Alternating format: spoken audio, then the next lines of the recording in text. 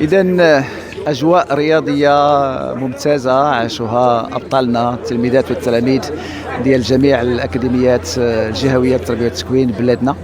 الفضل كيرجع بطبيعة الحال للتنظيم المحكم لهذه الجامعات الوطنية للرياضات المدرسية وللأطر اللي ساهموا على مستوى مديرية فاس والأكاديمية.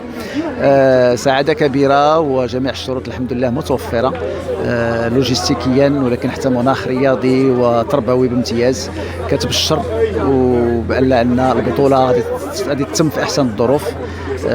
ونتمناو النجاح، وهذا غادي يدعم بطبيعة الحال المجهودات اللي كتقوم بها الجامعة يعني الرياضات المدرسية طيلة السنة، وهذا أكبر دعامة لخارطة الطريق اللي جعلت من الرياضة المدرسية إحدى رافعات الأساس لتطوير المنظومة ببلادنا.